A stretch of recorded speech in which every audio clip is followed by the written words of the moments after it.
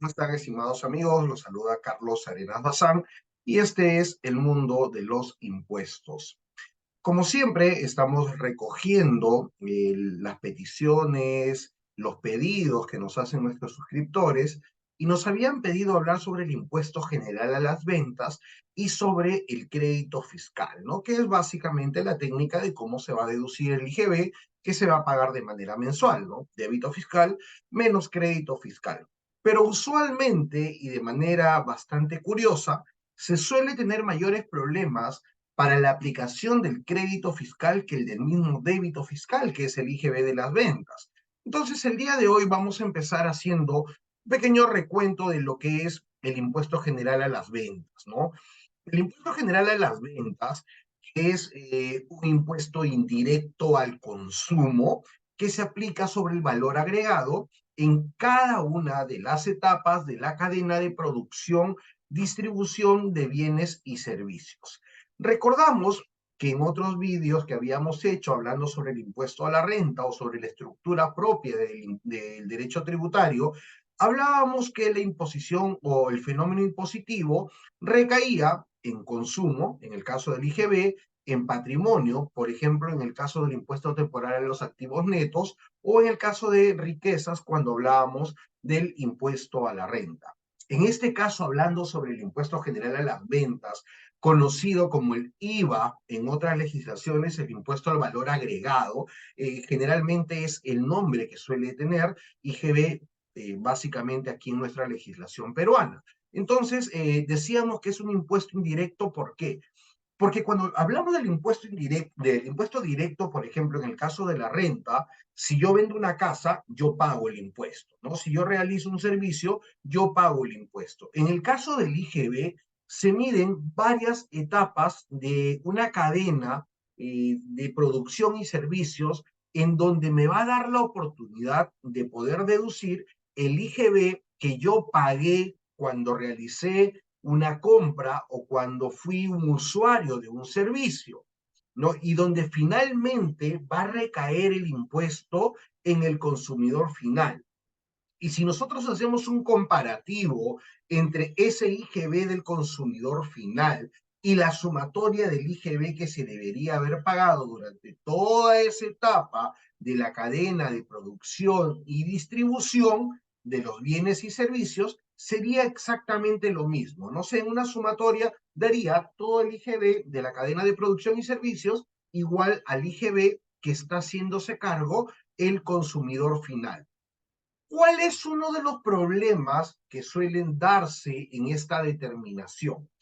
Que la aplicación del crédito fiscal no solamente requiere que sea un IGB que se encuentre en la compra, sino que te exige ciertos requisitos de acuerdo al artículo 18 y el artículo 19 de la ley del IGB, y por ahí también podríamos hablar de la ley 29215, que es la famosa ley de flexibilización al IGB. ¿No? En ese sentido, cuando nosotros hablamos de este impuesto, bastante conocido, por cierto, vamos a ver que tiene algunas características.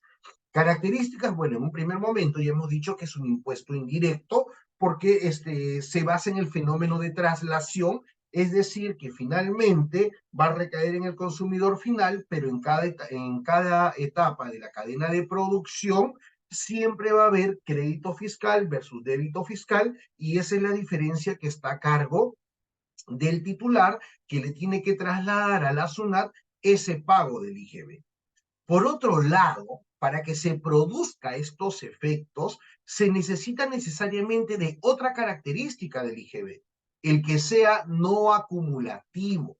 Y al decirse no acumulativo es porque me permite deducir el impuesto que yo he cancelado al comprar del impuesto que yo estoy cobrando al vender o prestar un servicio.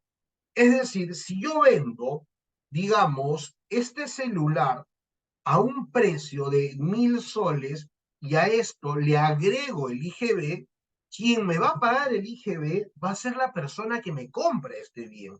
Pero si yo compré este celular en 800 soles o en 700 soles, cuando yo lo compré, también pagué un impuesto, también pagué un IGB. Entonces, cuando se hace la determinación del IGB a pagar del mes, existe el débito fiscal, es decir, aquel IGB de la venta o prestación de servicios que yo realicé, menos el crédito fiscal, que es el IGB de la compra o uso de servicio que yo hice, ¿no? Y a esa diferencia llegamos, uno, porque estamos hablando de un impuesto indirecto, y dos, porque es un impuesto no acumulativo. Y esa no acumulación significa que nos permite restar el crédito fiscal, pero para que se reste este crédito fiscal también se requiere de otra característica. Y en ese caso hablamos de la característica de un impuesto plurifásico, es decir, que alcanza a todas las transacciones del proceso de producción y distribución, salvo, ¿no? Salvo que exista una distorsión en el impuesto, por ejemplo, cuando hay aplicación de normas o leyes que exoneran de este IGB a ciertos contribuyentes. Aquí en el Perú, un ejemplo clásico sería aquellos que tienen el beneficio de la ley de la Amazonía.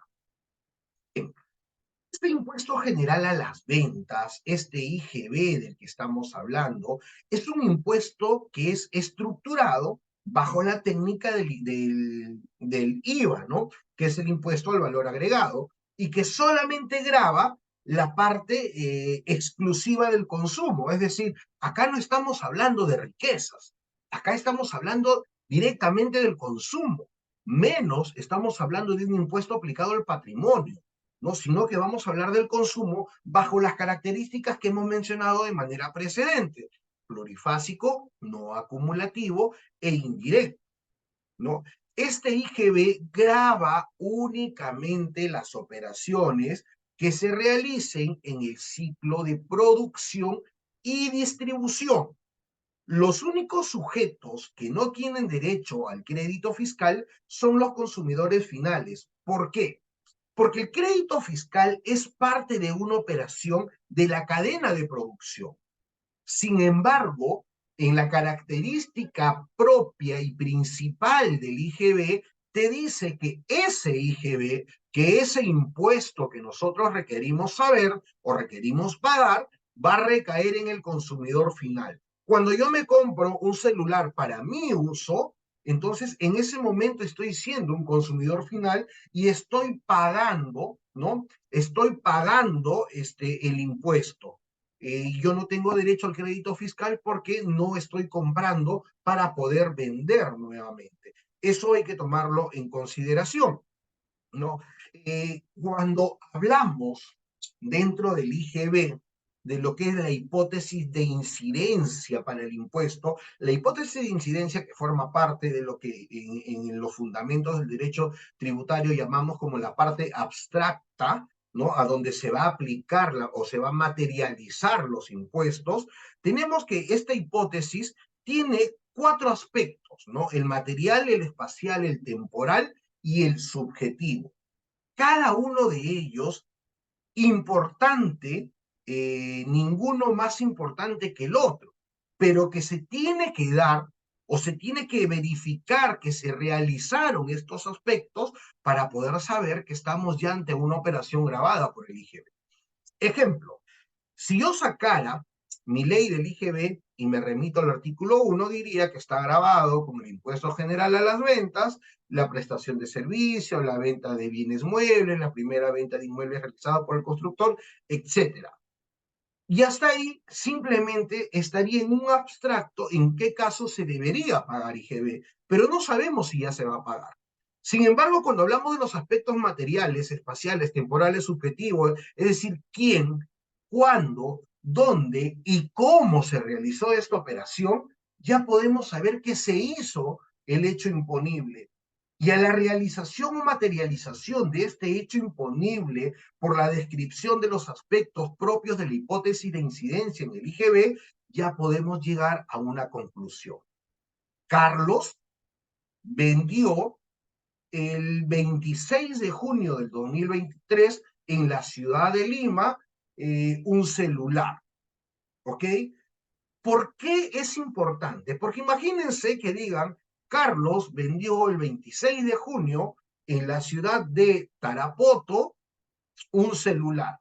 Probablemente, no, probablemente se cumplan con los requisitos exigidos por la ley de la Amazonía para que ese impuesto no esté grabado. Pero el aspecto espacial de decir que la operación se hizo en Lima me permite decir que ese impuesto sí está grabado, por lo menos en la operación realizada en Lima.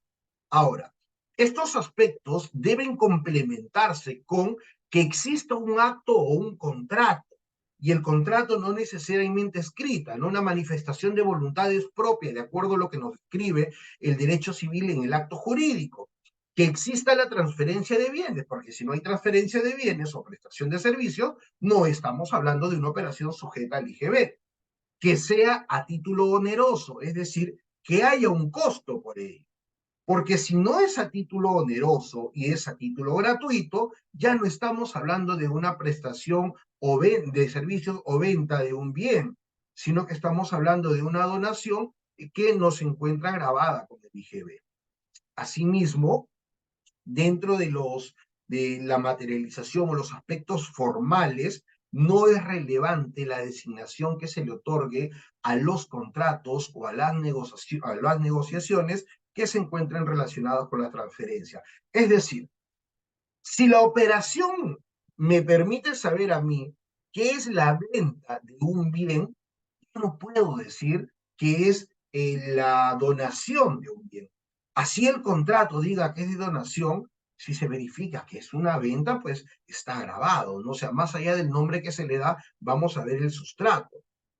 Ahora, es muy importante hablar del ámbito de aplicación del IGB, ¿no? El IGB aplica para las personas naturales, personas jurídicas, sociedades conyugales o sucesiones indivisas, ¿no? Es decir, ámbito de aplicación para quiénes. Ámbito de aplicación en qué casos.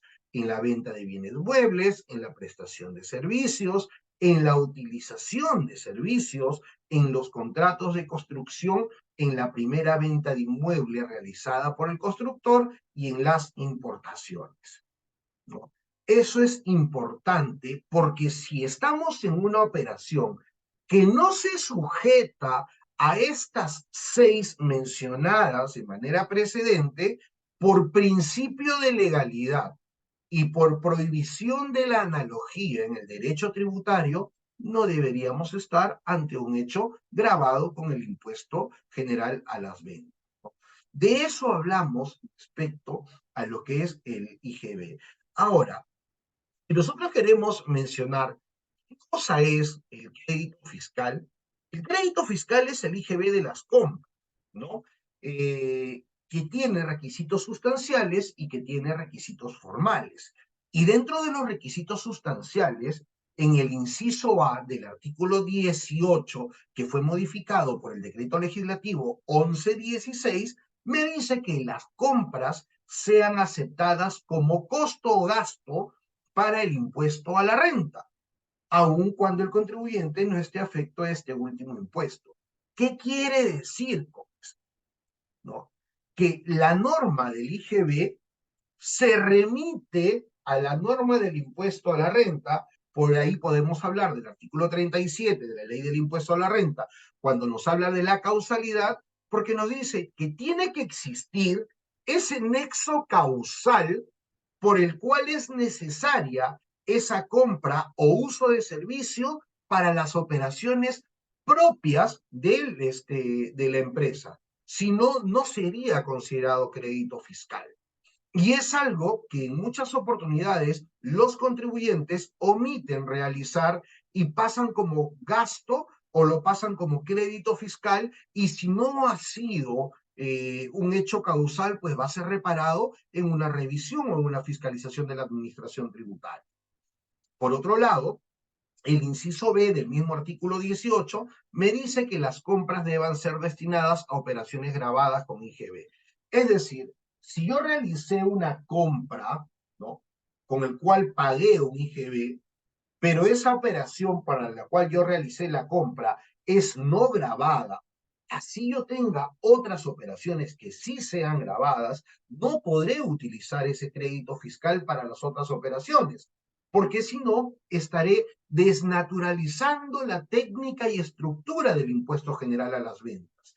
Es importantísimo tener presente este inciso B, tanto como el inciso A del artículo 18 de la ley del impuesto general a las ventas.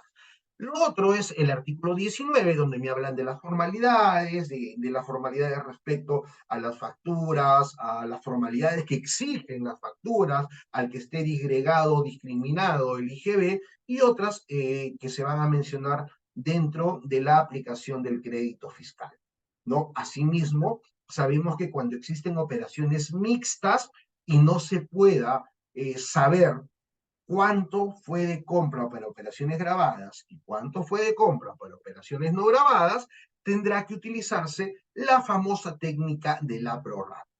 Técnica de la prorrata que únicamente se utiliza cuando no se pueda determinar cuánto fue para operaciones grabadas y cuánto fue para operaciones no grabadas.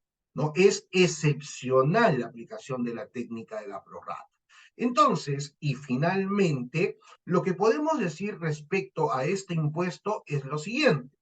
El impuesto general a las ventas es un impuesto indirecto que solamente grava el consumo, que tiene requisitos para la aplicación del crédito fiscal, como que sean operaciones, sean compras para operaciones gravadas y que estas compras puedan significar gasto o costo para efectos del impuesto a la renta y que finalmente no recae ni en el patrimonio ni en las riquezas.